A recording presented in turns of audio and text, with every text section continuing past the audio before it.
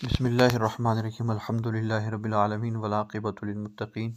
والصلاة والسلام علی سید الانبیاء والمرسلین اما بعد۔ عزیز طلباء و طالبات، شاہ ولی اللہ رحمہ اللہ تعالیٰ نے الفوز الکبیر میں جو تفسیر کے ساتھ بڑے رجحانات کا ذکر کیا ہے، ان میں ایک تفسیر کا فقہی رجحان بھی ہے۔ اس رجحان میں لکھی جانے والی تفاسیر کو فقہی تفاسیر یا احکام القرآن کہا جاتا ہے، اور ان مفسرین کو فقہائے کرام کہا جاتا ہے۔ ان فقہائے کرام نے مکمل قرآن کریم کی تفسیر تو نہیں لکھی، البتہ قرآن مجید کی جو آیات الاحکام ہیں ان کی تفسیر پر زیادہ فوکس رکھا ہے، اور زیادہ انحصار اور دار و مدار ان کا آیات الاحکام پر ہی رہا ہے۔ آیات الاحکام ان آیات کو کہا جاتا ہے جن میں اللہ تبارک و تعالیٰ نے کسی کام کے کرنے کا حکم یا کسی کام سے رکنے کا حکم دیا ہے۔ یہ کم و بیش 500 آیات ہیں قرآن مجید میں جن کو آیات الاحکام کہا گیا ہے۔ تو ان حضرات نے انہی آیات کا ترجمہ، ان کی تفسیر اور ان آیات سے مستنبط ہونے والے اصول اور پھر ان اصول پر متفرع ہونے والے مسائل ذکر کیے۔ ان فقہائے کرام کا کسی نہ کسی فقہی مسلک سے تعلق رہا ہے، اور انہوں نے اپنے ائمہ مجتہدین کے اصول ذکر کیے ہیں، اور اس بات کو ثابت کرنے کی کوشش کی ہے کہ قرآن پاک کی ان آیات سے اصول کیسے بنایا گیا ہے، اصول کیسے نکالا گیا، اور اس اصول سے متفرع ہونے والے نکلنے والے جو مسائل ہیں وہ ان کا ان آیات سے کیا تعلق ہے، اور وہ ان آیات سے کیسے ثابت ہوتے ہیں۔ پر یہ الگ ایک موضوع بحث ہے، ہم اس کی تفصیل میں نہیں جائیں گے۔ یہ ہمارا مقصد احکام القرآن یا فقہی تفاسیر کا تعارف ہے۔ تو فقہی تفاسیر میں جو فقہائے حنفی ہیں، حنفی فقہ سے تعلق رکھنے والے فقہائے کرام کی تفاسیر میں سے جو سب سے زیادہ مشہور اور نمائندہ اور مقبول تفسیر ہے، وہ امام ابو بکر الجصاص کی تفسیر احکام القرآن ہے۔ آج کے لیکچر میں ہم اس کا تعارف پڑھیں گے۔ مؤلف کا مشہور نام ابو بکر الجصاص ہے اور مکمل نام احمد بن علی ہے۔ اب ان کی کونیت اور نسبتیں ساتھ ملا کر ان کا نام بنے گا ابو بکر احمد بن علی الرازی الحنفی الجصاص۔ احمد بن علی نام ہے، ابو بکر کونیت ہے، اور 3 نسبتیں ہیں: رازی، حنفی اور جصاص۔ رازی اس لیے کہتے ہیں کہ یہ فارس کے شہر رے کے رہنے والے تھے، اور حنفی اس لیے کہتے ہیں کہ مسلکاً حنفی تھے، فقہ حنفی سے ان کا تعلق تھا، اور جصاص اس لیے کہتے ہیں کہ جس عربی میں چونے کو کہتے ہیں، اور یہ چونا ساز تھے، چونے کا کام کرتے تھے۔ یہ ان کے کام اور ان کے شغل کی طرف نسبت ہے کہ یہ جصاص ہے۔ بہرحال یہ 305 ہجری میں پیدا ہوئے ہیں، اور قرآن پاک کے علوم کے ماہر تھے، علوم القرآن کے، یعنی قرآن و تفسیر کے بھی ماہر تھے اور حدیث کے بھی ماہر تھے، اور اس کے ساتھ ساتھ بڑے درجے کے فقیہ تھے۔ فقہ میں بڑی انہیں مہارت تھی، فقہ کے اصولوں پر اچھی انہیں دسترس تھی۔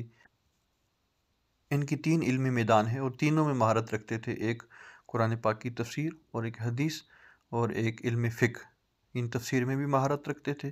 اور حدیث کے علوم میں بھی ماہر تھے، اور فقہ میں بھی ماہر تھے، اصول فقہ میں بھی ماہر تھے، اور مشہور فقی گزرے۔ اب آتے ہیں تفسیر کے تعارف کی طرف۔ تو ان کی تفسیر کا نام ہے احکام القرآن، اور اسے عام طور پہ کہا جاتا ہے احکام القرآن للجصاص۔ چونکہ احکام القرآن کے نام سے بہت سی تفاسیر آپ کو ملیں گی، اس لیے ساتھ منسوب کر دیا جاتا ہے کہ یہ کس کی احکام القرآن ہے، اسے کہا جاتا ہے احکام القرآن للجصاص، یعنی امام ابو بکر الجصاص کی احکام القرآن۔ تو اس تفسیر کا تعارف کرتے ہوئے ہمارے مؤلف لکھتے ہیں کہ احکام القرآن کتب فقہ و تفسیر میں ایک خاص مقام رکھتی ہے۔ فقہ حنفی میں یہ کتاب ایک اصل کی حیثیت رکھتی ہے، یعنی بنیاد اور جڑ کی حیثیت رکھتی ہے۔ یہی وجہ ہے کہ یہ کتاب آج تک علماء میں مقبول اور متداول ہے۔ یہ کتاب 4 صدی ہجری میں لکھی گئی، اور اب تک اس کی مقبولیت میں روز بروز اضافہ ہو رہا ہے، اور انشاءاللہ یہ سلسلہ امت میں جاری رہے گا۔ اس تفسیر احکام القرآن کا اسلوب کیا ہے؟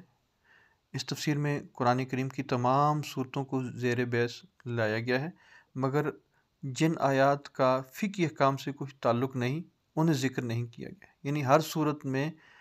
ایسی آیات کا انتخاب کیا گیا ہے جو آیات الاحکام ہیں، یا جن آیات کا تعلق فقہی احکام سے ہے، صرف انہی آیات کو ذکر کر کے انہی کی تشریح اور تفصیل اور پھر ضمنی باتیں ساری ان کے ذیل میں لکھی گئی ہیں۔ اس کی تبویب فقہی ترتیب کے مطابق کی گئی ہے، یہ بھی اس تفسیر کی خصوصیت ہے، یاد رکھیں۔ تبویب کا مطلب ہے اس کے جو ابواب بنائے گئے ہیں، یعنی عام طور پر آپ کو قرآن مجید کی تفسیر ملے گی، اس میں یہ ہوگا کہ پہلے سورہ فاتحہ کی تفسیر ہے، پھر سورہ بقرہ کی ہے، پھر اس کے بعد سورہ آل عمران کی ہے، سورہ نساء کی، اس ترتیب سے۔ لیکن یہاں یہ نہیں ہے، اس تفسیر کی ترتیب فقہی ہے، یعنی پہلے طہارت سے متعلق احکام ذکر کیے گئے ہیں، پھر عبادات سے متعلق احکام ذکر کیے گئے ہیں، پھر معاملات سے متعلق، اس طرح سے عبادات میں پہلے نماز، پھر روزہ، پھر حج، زکوٰۃ۔ یہ جو ایک فقہ کی کتابوں کی جو ترتیب، اس ترتیب میں یہ تفسیر لکھی گئی ہے، یعنی کہ کتاب و طہارت کا عنوان لگایا اور اس میں سورہ فاتحہ، پھر سورہ بقرہ، پھر اسی ترتیب سے، یعنی سورہ بقرہ سے طہارت کے متعلق کون سے احکام نکلتے ہیں، پھر سورہ آل عمران میں کون سے احکامات ہیں، پھر سورہ نساء میں کون سے ہیں، سورہ مائدہ میں کون سے، اسی ترتیب سے جس صورت میں جتنے احکام طہارت سے متعلق ہیں وہ ترتیب سے لکھے ہیں۔ اس کے بعد دوسرا باب لکھ دیا، باب العبادات، یہ باب قائم کر دیا، پھر اس میں اسی ترتیب سے تفسیر لکھ دی۔ یہ اس کا ایک اسلوب ہے، ایک طرز ہے جو اس تفسیر کی خصوصیت ہے۔ لکھتے ہیں کہ ہر باب کا ایک عنوان مقرر کیا گیا ہے اور اس میں اس عنوان سے متعلق احکام ذکر کیے گئے۔ مؤلف اس تفسیر میں صرف وہی احکام ذکر نہیں کرتے جو کسی آیت سے مستنبط کیے جا سکتے ہیں، بلکہ بکثرت ایسے اختلافی مسائل اور دلائل بھی بیان کر دیتے ہیں جن کا آیت کے ساتھ بہت معمولی سا تعلق ہو۔ اس لیے ان کی کتاب تفسیر سے زیادہ فقہ کی کتاب معلوم ہوتی ہے، چونکہ ترتیب بھی فقہ والی ہے، انداز بھی فقہ والا ہے، اور مسائل بھی کثرت سے ذکر کیے ہیں، اور صرف وہی مسائل ذکر نہیں کیے جو ان آیات سے ثابت ہوتے ہیں، بلکہ جن کا ہلکا سا تعلق بھی کسی آیت سے ہے، ان مسائل کو بھی تفصیلاً واضح ذکر کر دیا۔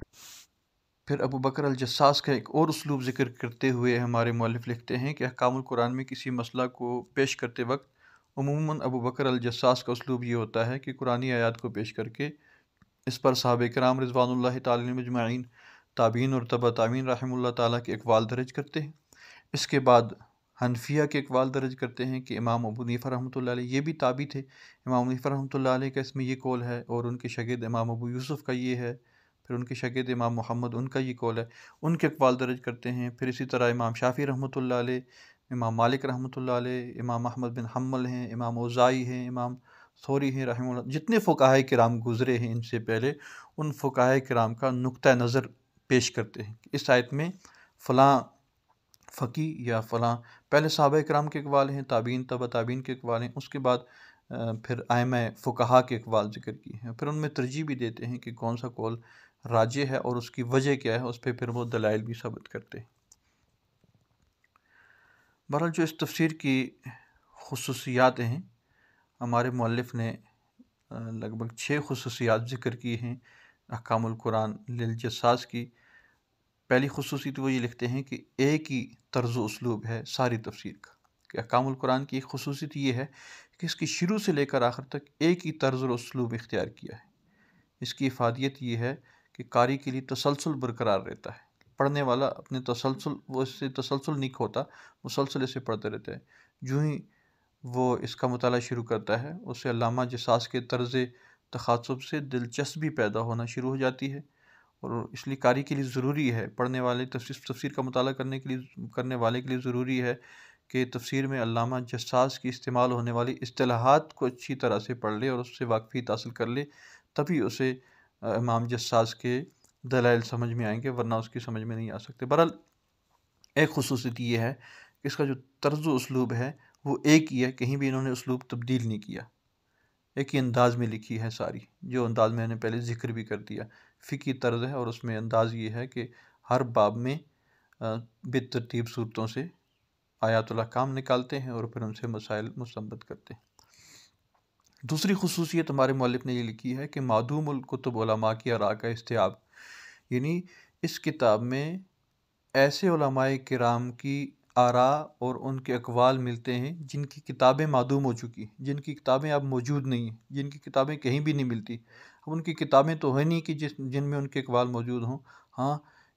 امام جساس کے احکام القرآن میں ان کے اقوال مل جاتے ہیں۔ یہ بھی بڑی بات ہے کہ کتابیں تو ان کی ضائع ہو چکی، ان کے اقوال محفوظ ہیں احکام القرآن میں۔ تو زیر بحث تفسیر کی سب سے بڑی خوبی یہ ہے کہ اس تفسیر میں مختلف مسائل پر ان اصحاب کی آراء ملتی ہیں جن کی کتابیں معدوم ہیں، مثلا ابن شبرمہ ہیں، امام ثوری ہیں، امام اوزاعی ہیں،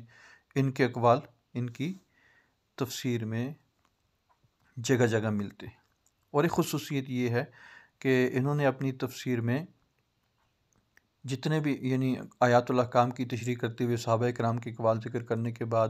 تابعین کرام کے، فقہاء کرام کے اقوال ذکر کرنے کے بعد اپنا قول بھی لکھا ہے۔ آخر میں لکھتے ہیں وقال ابو بکر، کہ ابو بکر یہ کہتا ہے، پھر اپنی رائے وہاں پیش کرتے ہیں، اس کی ترجیح دیتے ہیں۔ البتہ اس میں کوئی اپنی طرف سے قول ذکر نہیں کرتے، بلکہ قال ابو بکر کہہ کے اپنے ائمہ اکرام میں سے کسی کے قول کو ترجیح دیتے ہیں دلائل کے ساتھ۔ پھر اگلی خصوصی یہ ہے کہ مخالفین کو اسلوب مکالمہ میں سمجھانے کی کوشش کرتے ہیں۔ جو فقہی اختلافات ہیں جو حنفیہ کے مقابلے میں شوافع ہیں، مالکیہ ہیں، حنبلیہ ہیں، ظاہر ان کے اپنے اپنے فقہی اصول ہیں، اور پھر ان اصولوں پر مستنبط ہونے والے مسائل ہیں، اور ان میں ظاہر سی بات ہے کہ جب اصول مختلف ہوں گے، مسائل بھی مختلف ہوں گے، بہت سا اختلاف ہے۔ اس اختلاف میں وہ جو مخالفین ہیں شوافع وغیرہ، مالکیہ، جن جن مسائل میں اختلاف ہے، ان میں یہ ان کو سمجھانے کے لیے مکالمانہ انداز اختیار کرتے ہیں، کالا اور کیلا والا، کہ اگر کوئی یوں کہتا ہے تو میں اسے یوں کہوں گا، اگر یوں کہتا ہے تو میں یوں کہوں گا، اس انداز میں۔ اگر وہ یہ سوال اٹھائے تو اس کا جواب یہ ہے، اگر یہ سوال اٹھائے تو اس کا جواب یہ ہے، اگر یہ سوال اٹھائے تو اس کا جواب یہ ہے۔ یہ ایک انداز انہوں نے اپنی تفسیر میں اختیار کیا ہے جو بہت آسان ہوتا ہے کسی بات کو سمجھنے کے لیے، گویا ایک لکھا ہوا مناظرہ یا مباحثہ ہوتا ہے۔ چوتھی خصوصی یہ ہے کہ تفسیر القرآن بالقرآن اور تفسیر القرآن بالحدیث کا بھی انہوں نے اہتمام کیا ہے۔ یہی نہیں کہ صرف فقہی اقوال ذکر کر دیے، بلکہ قرآن پاک کی آیات کی تفصیل میں، تشریح میں پہلے آیات پیش کیے ہیں، پھر احادیث پیش کی ہیں، پھر اسی طرح جو اسلوب اوپر ذکر ہوا ہے کہ اقوال صحابہ اور تابعین پیش کی، اور پھر فقہاء کرام کی آراء پیش کی ہیں۔ المختصر یہ کہ امام بکر الجساس کی احکام القرآن فقہی رجحان کی نمائندہ تفسیر ہے، اور بالخصوص فقہ حنفی کی نمائندہ تفسیر ہے۔ اس کا تعارف اور اس کا اسلوب اور اس کی خصوصیات یہ آپ کے سامنے بیان کی جا چکی ہے۔